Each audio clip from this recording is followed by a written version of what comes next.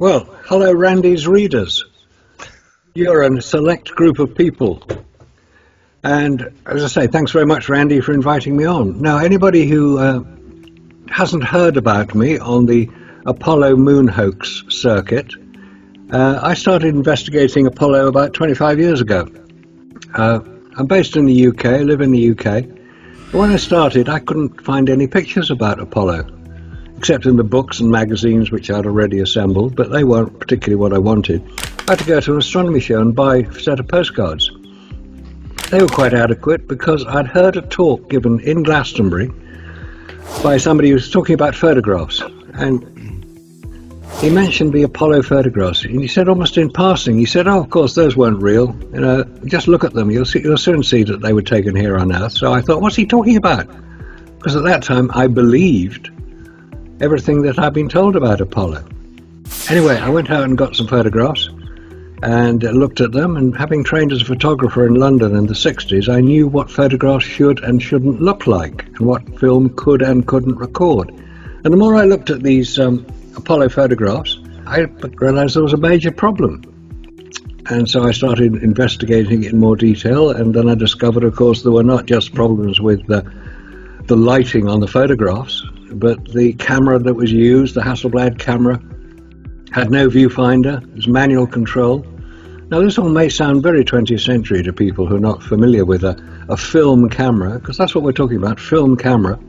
Not talking about digital cameras, they hadn't been invented back then. So I thought, well, let's just have a look and see if I can prove this chap wrong when he says the photographs weren't taken on Earth. But 25 years later, I'm still trying to find out what actually happened. I think we've gone a long way down the road to discovering what actually happened, and Randy's done a great job on writing about it, especially his new book, that's even better. So, having looked at the photographs, having decided that yes, there was a problem, I then looked into more detail about Apollo and found out it wasn't just the photographs, but how on earth did they take the photographs? Because then I discovered about the radiation, the Van Allen radiation belts all around Earth. I knew enough about photographic film to know that radiation can affect photographic film. I thought, well, why weren't they damaged by it? Were they protected? No, they weren't. So the more I discovered, the more I researched it, and the more I got intrigued by this idea that what everybody believed is that Apollo landed 12 astronauts on the lunar surface in 6 missions. 9 missions went to the moon. 3 of them didn't land, Apollo 8, 10 and 13. But we're told that 12 astronauts walked on the lunar surface. And I thought, well, okay, how did they do that?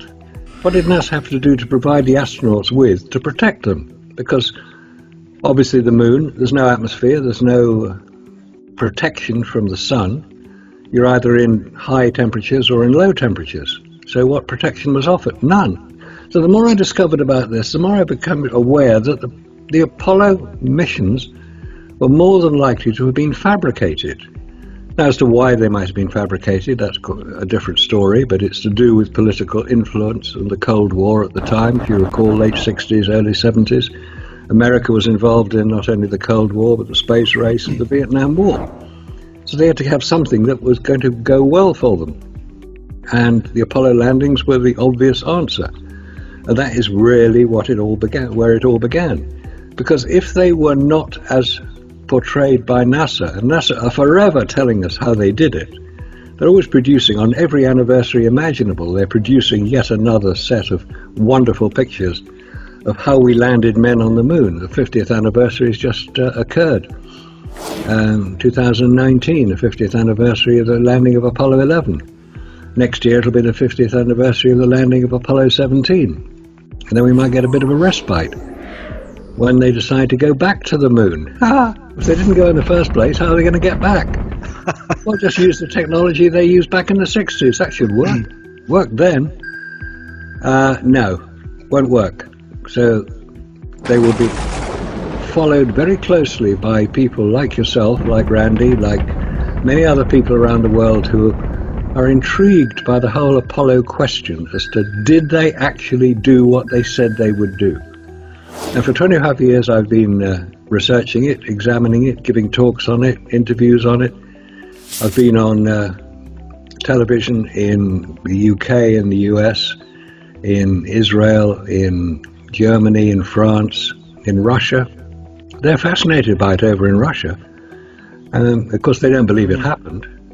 Going along with the old Cold War thing, that they would disagree with anything America did. No, they've examined the Apollo record, because now researchers in Russia have unlimited access to the Apollo archives. They've examined it and come to the conclusion that not only were the rockets unlikely to have achieved what we were told they did, but that the Russians were quite open about why they didn't go to the moon. Because they actually had a rocket, it was called the N-1. That was the Russian or the Soviet Union's rocket to go to the moon. And they had a capsule to do it in. It was all set up, they had astronauts trained for it. But they said, no, we're not going to send men to the moon until we can ensure their safe return. So they obviously knew there was a problem. Getting to the moon actually isn't that difficult. It's been done for a long time. The Soviet Union were the first to do it in 1959 with an unmanned craft. Other people have done it. The Americans have done several unmanned craft. So getting to the moon isn't a problem. The real problem is getting humans back again alive on television. Because America made probably the most silly mistake they could have done by saying they would broadcast the whole event live on television. Yes, how was that going to work? Assuming that you can broadcast from the moon on live television, which is highly unlikely, in fact it's impossible, for technical reasons, anybody who's an electronics engineer will be able to work out how you can transmit live television signals from the lunar surface to Earth. When the moon is rotating, the Earth is rotating, both are moving in relation to each other. Unless you've got direct line of sight, you're not going to get your pictures. Yeah. Which is what you have to do here on Earth. You have line of sight. Yeah.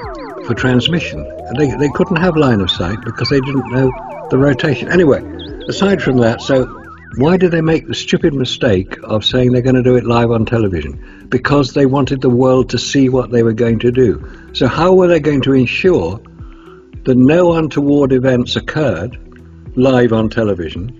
They'd fake it. Yeah. Now, I've seen gorillas climb the Empire State Building in King Kong, 80-foot gorillas. I've seen kids being chased around kitchens in Jurassic Park by dinosaurs. Is that real? No, of course it's not real. Yeah. It's the film industry at its finest. Yeah. I've seen men walk on the moon. Is that real? Now, can you prove it's real if you say that it is? Can you prove it? And if you ask somebody, all right, prove to me that the Apollo missions are real, what is the evidence you would put forward to support the contention that the Apollo missions were exactly as happened, as described and written up in books and films and TV programs forever? What is the evidence you would put forward? And most people will say, well, there's the photographs, there's the rocks, there's the reflectors, there's the fact that the Russians didn't blow the whistle on them. The next question is, well, how did they get back from the moon? Because going to the moon, as I say, is not a problem. You can see where it is, and you aim your rocket for the place the moon will be in 3 days' time after it launches. Coming back, you come back into the Earth's atmosphere at the same speed you leave Earth at, which is Earth escape velocity, which is 25,000 miles an hour. Yeah. Or 40,000 kilometers an hour, which is very fast indeed. Spacecraft don't have brakes, so you've got to slow down. How do you slow down? You use the Earth's atmosphere, the frictional resistance on the craft, to slow it down. So how do you stop everybody cooking inside their spacecraft? You have a heat shield. And the heat shield is made, we're told, of ablative material, which is material which will destroy itself and protect what's behind it. How did they know it was going to work? Because the very first time an Apollo spacecraft was launched with humans inside it to the moon was in December 1968 on Apollo 8. It hadn't been tested at that point.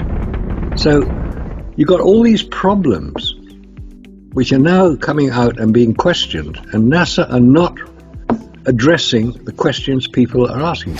I actually asked them, I said, could these same spacesuits be used by technicians to go into nuclear power stations and clean up the mess if they protected astronauts on the lunar surface from the radiation in space? And the manufacturer of the spacesuit, who I addressed that question to, said, you better put your question to NASA, because we built them according to the specification NASA provided to us. So I did. I'm still waiting for the reply. You know, Marcus, I really like that point you brought up regarding, you're actually talking, I think, in reference to Fukushima explosion, power plant in Japan. And that's an excellent point. I mean, here they had a serious situation with radiation. I mean, it was off the charts, off the scale. NASA seemingly had a solution to the problem, but yet refused to provide that solution, which I thought was very telling. I mean, it's just one of many aspects that have come out over the years. It's, also, when you were talking about the reentry, I wrote a section on that in chapter, I think it was chapter 5 in my new book. Right, yeah. And there's some very interesting things that came up about that. And I sort of went another way, but a theme that came up, which is a recurring theme, is, and as you just touched on that, is the minimal testing that was done. I mean, we saw that with the F1 engines. We saw that with the Saturn V. And now we're seeing that with reentry. I mean, there was next to no, practically none. I think there was maybe 3 or 4, and even 2 of those tests, these are unmanned tests for the reentry procedures, were almost written off. I mean, they were that catastrophic. And yet then it's ended up Apollo 8, of course, the first manned mission of the Saturn V. Yep. And everything just worked perfectly. I mean, it's just amazing. Well, they told us it worked perfectly. Yeah.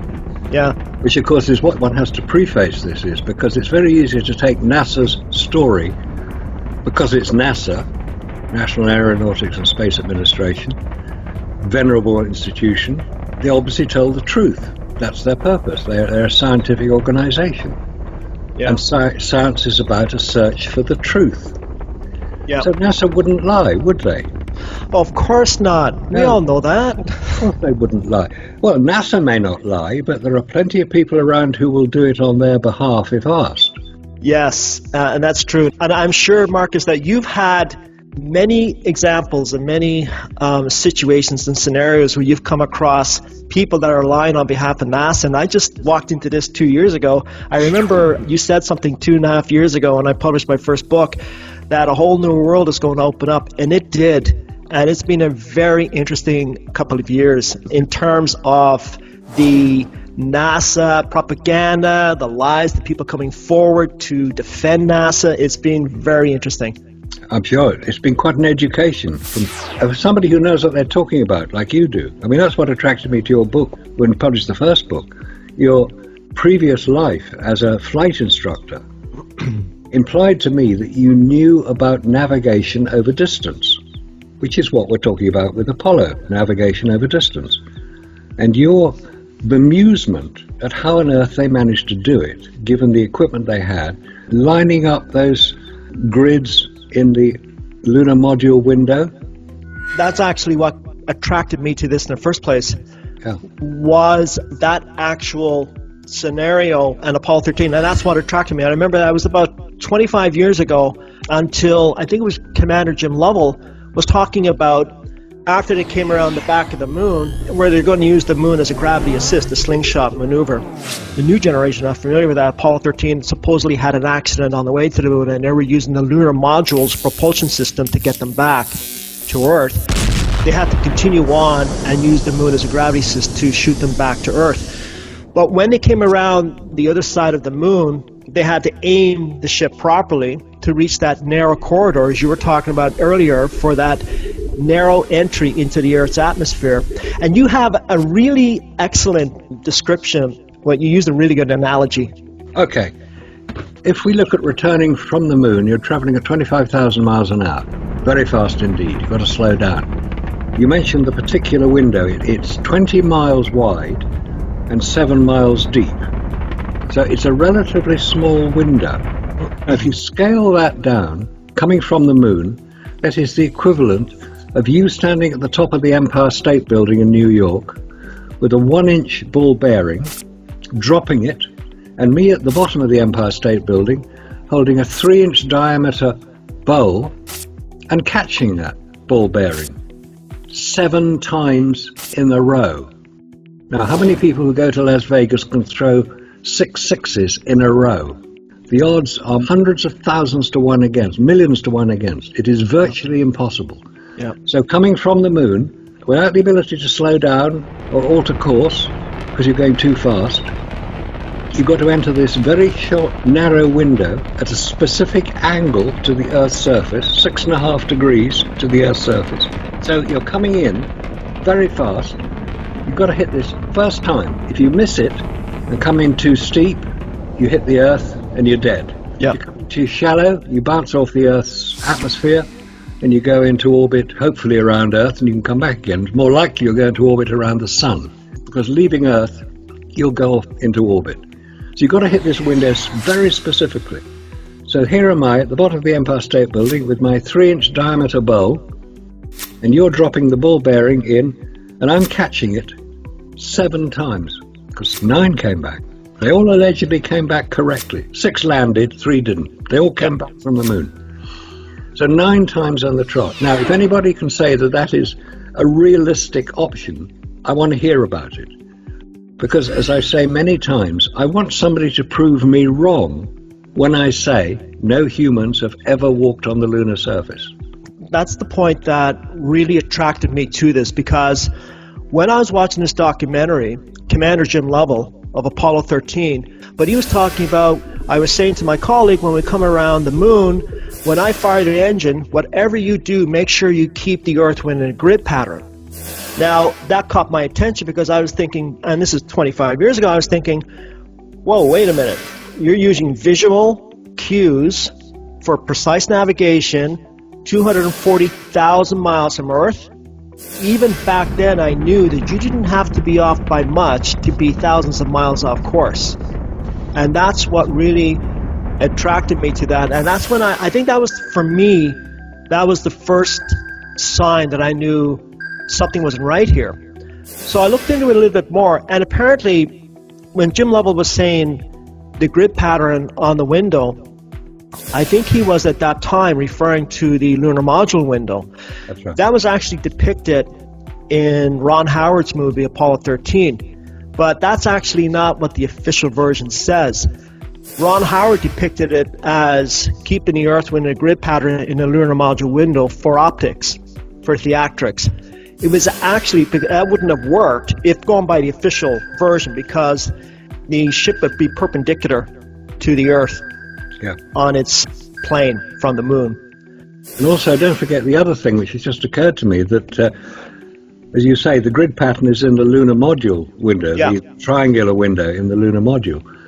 But they'd always insisted that on the way to the moon and back from the moon, they went into what they referred to as barbecue mode. One revolution every minute, or even every 2 minutes. But it meant that the whole spacecraft was moving, rotated. Yeah, I think the barbecue mode, if I'm not mistaken, I think it did one complete revolution every 20 minutes. So it would be, I believe it was 3 revolutions per hour. Actually, I talk about that in book 1 because I factored that into their method of navigation. But just to finish the other point that you had brought up regarding the navigation back from the moon, when they were talking about keeping the grid pattern within the Earth within a grid pattern, they were actually talking about the optics, the lunar module optics. And that would make more sense, because then the spacecraft would be configured properly for the proper firing of the lunar module engine. And using the forward optics, they were able to, by this time it wasn't perpendicular. The longitudinal axis would be facing the Earth, and they would use the lunar module axis. But another thing that came to mind too was they were using the lunar module engine, which had, I think, half the thrust as the service module engine, which they couldn't use. So there were a lot of things that started coming to my mind, and I was thinking, okay, some things don't add up here. I let it go at the time, but I remember, several years later after that, I started taking it a little bit more seriously, and I started looking into it a bit more. And that's what led to the chapter, Navigation. Yeah, very interesting chapter it was. I'm no expert on navigation, but I can understand the theory behind it and what you were referring to. I mean, my expertise is more in the photographs and the cameras. Yeah, your expertise was absolutely amazing. And there's another one, too, that I've been following, Scott Henderson's work. Very good. Is very good as well. And I more or less stayed away from that subject in book 1 because you have done some very good work along with Scott Henderson. And, of course, Robert Williams is doing some good work on that now on his YouTube channel. Yeah. But I stayed away from that in book one because a lot of that work, as I said, had been done and is still continuing to be done. I wanted to focus on other aspects of it, so I stuck more with the technological aspects of the Apollo missions. And I'm not saying that being a pilot makes me an expert, and this is, I've sort of been accused of that, and no one's an expert.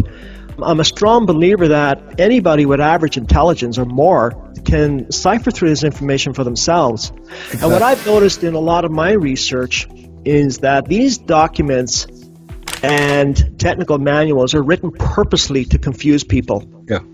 And the other thing is that a lot of the authors of these technical manuals are not always versed in that subject themselves. They're technical writers. Yeah. And they write it in such a way where it just creates a lot of confusion among the readers, and people just can't be bothered. But you can write this in such a way where it's accessible to everyone. And it's interesting, I might just add a side note here. There's a law firm in the United States, and they're trying to start a movement to start writing legal documents in plain English. Right. Yeah. And that makes a lot of sense to me because not everybody has a law degree. Not everybody has an engineering degree, right? Not everybody has a finance degree. So, we all have our respective disciplines in life. Yeah. Right? So most people, their average intelligence can access this information for themselves and understand it. Yeah. It's basically logical thinking, which most people, if they are interested in a particular subject, they can think it through. They can say, well, if that happens, what effect is it going to have on that? Or if that happens, how will that result? It's basically logical thinking. It's not rocket science. You don't have to have a PhD in astrobiology to understand what happens to people when you put them in space. They go poof. Exactly. On Earth, we're used to 14.7 pound per square inch of atmospheric pressure. That's the weight of the air above us. Every square inch above us, 14.7 pounds. Yes. Which is 750 odd pounds per square foot, about 2 tons per square yard. So it's a lot, but we don't notice it because we have pressure inside as well as outside, so it's equal. So things that come in on us, pressure that comes in on us, we aren't aware of it, we're not affected by it. What does happen is when you reduce that pressure by climbing a mountain or flying in an aeroplane, and you go high enough so that the air above you is less than 14.7 pound per square inch. Now, at the top of Mount Everest, the pressure is 5 pound per square inch. It's not me saying it, that's a scientific fact. You can go and check it. Anybody can check it. At 30,000 feet, atmospheric pressure is 5 pound per square inch, and that is about the lowest amount of pressure that humans can survive at. At the top of Everest, it's not because there's a lack of oxygen. There's plenty of oxygen in the air around you. What the lack is pressure. Yeah. To force it into your lungs against the back pressure in the lungs of 14.7 pound per square inch, trying to get it out again. So it's basically being blocked. So it's not lack of oxygen. And that is a key point. It's lack of pressure. So when you walk on the moon, allegedly, you've got to carry your pressure with you because on the moon, it's a vacuum, there's no pressure, there's nothing. So in order to survive, humans have to carry their own pressure, which we do in a spacesuit. And they would have about the same pressure as the top of Mount Everest, 5 pound per square inch. But there's one piece of material which is adversely affected by the vacuum of space, and that is photographic film. Now, photographic film, which is what was used on Apollo and was also used on the Lunar orbiter, unmanned craft, was sent to photograph the lunar surface to look for landing sites in 1966. And a second satellite, which is an Earth orbiting satellite, called the Hexagon Spy Satellite, also known as the KH-9, is part of the Keyhole series of satellites, spy satellites. And that used photographic film in its cameras. It was sent up after Gary Powers was shot down in 1960. America had to develop a new method of getting photographic information from Russia. How many rockets are they building? How many bombers did they have? All that sort of stuff. So they designed a very complex camera system to go into the hexagon spy satellite. It used photographic film. They had about 30 miles of film stored in the spacecraft. It's quite 60 foot long. It's the size of a school bus. I mean, we're talking a big piece of kit, which is why the space shuttle is the size it is. So if this photographic film was used in space, wouldn't it have been affected by the vacuum? Now, about 3 years ago, I went to a lecture in London given by the designer of the camera used in the hexagon spy satellite. And he said this almost as if everybody knew about it, which of course they didn't. You have to keep photographic film under pressure in space. About £1 per square inch, £1.5 per square inch, that's all that you need. But you have to have it under pressure. And he showed the schematics of the designs he'd done, and the whole of the camera system and the photographic film, which is on huge spools in the spacecraft, were housed within a pressurized container inside the spacecraft. I discovered the same thing happened on the lunar orbiter. It was all housed in a pressurized container because photographic film is affected by lack of pressure. You're talking about the lunar orbiter that was sent up in the 1960s. Not lunar reconnaissance orbiter. That's later, yeah. That's 2009. Yeah. Okay, so you're just to clarify, you're talking about the lunar orbiter in the 1960s. Yes. Yeah. Okay. Yeah. And that used photographic film. Yeah. Which was susceptible to radiation damage. I actually asked him the question. I said, would the same conditions apply to the film used on Apollo? Of course it would, he said. You can't use photographic film in a vacuum. Then I knew that NASA had lied because the cameras were not pressurized. You can see it. If you're going to pressurize a camera, you have to surround it by a relatively small housing, but it has to have a pressurization. It's maybe a nitrogen gas bottle, but it has to be something, and you can see it. The film cameras were not pressurized either. The Maurer 16mm film cameras shooting the scene outside from the first instance, the Apollo 11. That was all photographic film. Same thing. It wouldn't have worked. Basically, the film gets too brittle, and it also outgasses. There are two effects of a vacuum. One is outgassing, and the other is cold welding. Outgassing means that the volatile elements, the lighter elements inside any liquid, are removed. That's why you can put a bowl of water inside a vacuum chamber, lower the vacuum down so the pressure decreases, and the water starts to boil at about 10-15 degrees centigrade. No, what it's doing is outgassing. Yeah. Because metals have volatile elements in them as well, aluminium, tungsten, all the metals, copper, they all have volatile elements which are outgassed by the savage effect of the vacuum. This is a known scientific phenomenon. It's not rocket science. It's been known about for years. As soon as anybody could generate a big enough vacuum, a strong enough vacuum, it's quite hard to do it. But if you can get a powerful vacuum, then you can see the effect of cold welding. Now, cold welding means it's basically what this thing. You put two metals together that touch each other in a vacuum. They're welded. Can't get them apart. Whoops. Now, I want to emphasize that point because you bring up a really, really good point here. And I also want to talk about the work that you did. You actually wrote a paper with Scott Henderson and Robin Williams on this. And for the readers, I actually wrote an appendix. I have an appendix to the book, and I put Marcus Allen, Robert Williams, and Scott Henderson's paper in there. I talk about that so the readers can refer to that. And they can, for more details, they can also refer to the allis.com website. Yeah. It's published in there. But I want to just to talk a little bit more about that so people understand. So what the work that the three of you have done has determined that we're limited in terms of how much of a vacuum we can create on Earth in terms of simulation compared to what the actual vacuum would be outside of low Earth orbit, for example, the moon or the lunar surface. And that with the effects of outgassing, as you just brought out, there would be obvious effects on the photographs taken with the Hasselblad camera. And since the Hasselblad camera was not pressurized, those effects should be clearer, but we don't see any of that. We see crisp, clear images of the thousands of photographs that were taken. Am I correct in saying that? Yeah, that's one of the photographs that were taken on the lunar surface, we're told. Yeah.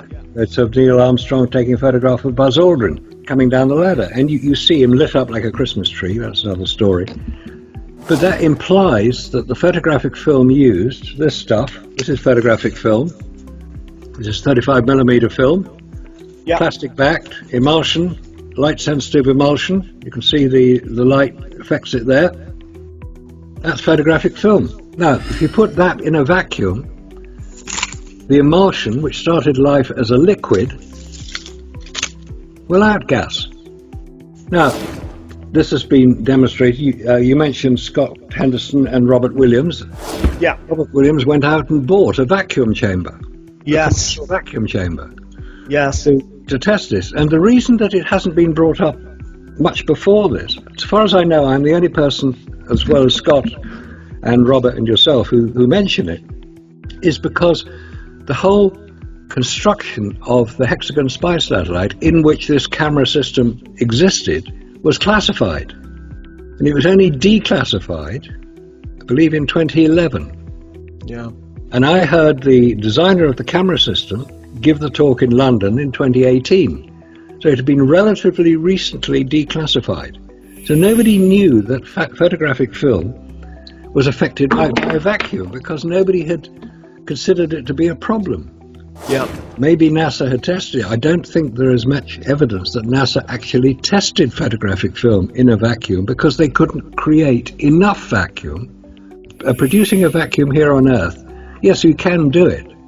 Now, a bit of technical information. Vacuum is measured in what's called torr, T-O-R-R, named after Evangelisco Torricelli, who was an Italian scientist who developed the barometer back in the 17th century. Right. It was named after him. On Earth, we say that at sea level, the atmospheric pressure is 760 torr. It's the equivalent of the mercury, the level of mercury that is measured in barometers, hence the name. As you go higher and higher and higher, you get less and less pressure until you get 0 torr, which is a few tens of thousands of feet above the Earth's surface. When you get to the International Space Station, it's torr 10 to the minus 3, i.e. 1,000th of the amount of 1 torr. When you get to the Moon, because the pressure can only be created by something in space, some matter in space, you get to the Moon, it's torr 10 to the minus 12. And that is virtually unmeasurable. Yeah. It is so small. It's a logarithmic scale, not to be confused with a linear scale. The two are very different means of measuring the same thing. Right. But one measures much larger amounts. So torr 10 to the minus 12, that is a savage vacuum which will kill any human who comes into contact with it. But a sheer expedient of forcing the pressure in his body out, so he basically suffocates.